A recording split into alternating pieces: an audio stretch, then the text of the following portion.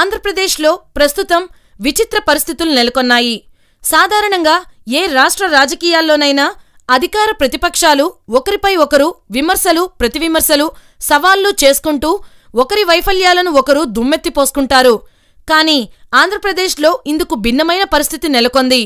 4 సంవత్సరాలు ఒకరి తప్పులను ఒకరు కప్పిపుచ్చుకున్న మిత్రపక్షాలైన టీడీపీ, బీజేపీలు ఇప్పుడు ఏడాదిలో ఎన్నికలు జరగబోతున్న నేపథ్యంలో ఇప్పుడు ఒకరి తప్పులను ఒకరు ఎత్తిచూపుకుంటున్నారు. టీడీపీ, బీజేపీలు ఒకరిపై ఒకరు దుమ్మెత్తిపోసుకుంటున్న తీరు ఏపీ ప్రజలకు ఆశ్చర్యం కలిగిస్తోంది.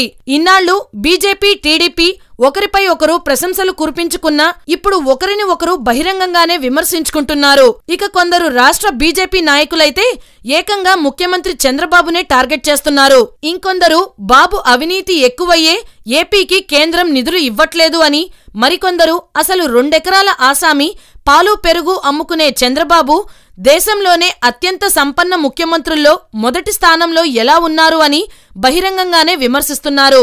ఇవన్నీ నిశ్శబ్దంగా గమనించిన కేంద్రంలోని మోడీ ప్రభుత్వం రహస్యంగా కేంద్ర ఇంటెలిజెన్స్ వర్గానికి ఏపీలో జరుగుతున్న అవినీతిపై వివరాలు సేకరించమని ఆదేశించిందట. ఈ నేపథ్యంలో కేంద్ర ఇంటెలిజెన్స్ నిఘా వర్గాలు కొన్ని రోజులుగా రహస్యంగా ఏపీలో పర్యటించి ఎన్నో వివరాలు సేకరించింది. ఆ రిపోర్ట్ని చూసి కేంద్ర పెద్దలు ఏపీలో జరుగుతున్న అవినీతిపైన ఉన్న నివేదికను చూసి అవాక్కయ్యారంట. ఇంతకీ ఆ నివేదికలో ఏముందో తెలుసా? స్వయాన రాష్ట్ర ముఖ్యమంత్రి కార్యాలయంలో ముఖ్యమంత్రికి రైట్ హ్యాండ్ గా ఉండే ప్రభుత్వ ప్రధాన కార్యదర్శి హోదా ఉన్న సతీష్ చంద్ర అనే వ్యక్తి షాడో ముఖ్యమంత్రిగా వ్యవహరిస్తూ తెలుగుదేశం పార్టీకి అనుకూలమైన వర్గానికి సహచర ఐఏఎస్ ఆఫీసర్లకి ఫోన్ చేసి ముఖ్యమంత్రి గారు చెప్పమన్నారు అంటూ పైరవీలు చేస్తున్నారట. ఈ పైరవీలో ఎవరి వాటా ఎంతో కూడా ఆ నివేదికలో ఉందట. ఇంకో ఆసక్తికరమైన విషయం ఏంటంటే స్వయాన ముఖ్యమంత్రి తనయుడు ఐటీ పంచాయతీ శాఖ మంత్రి నారా లోకేష్ రాజకీయ, ఆర్థిక లావాదేవీలు చక్కబెడుతున్నట్లు నివేదికలో పేర్కొన్నారట. ఇక ముఖ్యమంత్రికి సలహాదారునిగా కేబినెట్ హోదాలో ఉన్న పరకాల ప్రభాకర్ ఏ రోజు తెలుగుదేశం పార్టీలో పనిచేయలేదు. అయినా ఆయనను పక్కన చేర్చుకొని చంద్రబాబు ఏకంగా ప్రభుత్వ సలహాదారునిగా కేబినెట్ హోదాతో కూడిన పదవి ఎందుకు ఇచ్చారో చివరికి టీడీపీలో కీలక నేతలకు కూడా ఇప్పటికీ అంతుపట్టడం లేదు. గోదావరి, కృష్ణా పుష్కరాల పనులను, దాదాపు చాలా ప్రభుత్వ కార్యక్రమాలను, కాంట్రాక్ట్లను పరకాల ప్రభాకర్ తన బినామీ కంపెనీలకు అప్పచెప్పి కొన్ని కోట్ల రూపాయలు అవినీతికి పాల్పడ్డారని, ఈ విషయంలో ఒక సినీ టీవీ నటుడు ఆయనకి బినామీగా ఉన్నారు అని ఆ నివేదికలో ఉందట. ఇక బాబు క్యాబినెట్లో ఉన్న మంత్రులు ఏ శాఖల్లో ఎంతెంత అవినీతికి పాల్పడ్డారో గణాంకాలతో సహా నివేదికలో పొందుపరిచారట.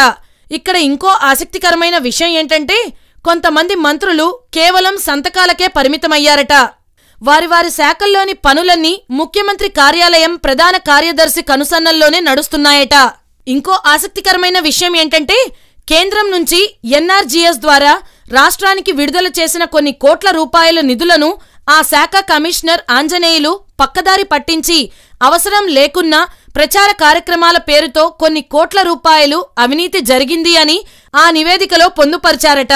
వీటికి తోడు పేద రాష్ట్రమని బాబు పదే ప్రకటనలు చేస్తున్నా వాస్తవానికి Visakha, Kakinada beach festival, Nellore, Kaikaluru bird festival, Nagalanka boat festival, Amaravati food festival, Amaravati నాటకోత్సవాలు, కృష్ణా గోదావరి హారతులు ఇలా అవసరం లేని వాటి కోసం ఏపీ ప్రభుత్వం కొన్ని కోట్ల రూపాయలు అనవసరంగా ఖర్చు చేసింది అని, అదే కాకుండా ఇసుక, మట్టి అక్రమ అమ్మకాలు ఎమ్మెల్యే, ఎంపీ, మంత్రుల కనుసైగల్లోనే జరుగుతున్నాయి అని ఆ నివేదికలో పొందుపరిచారు.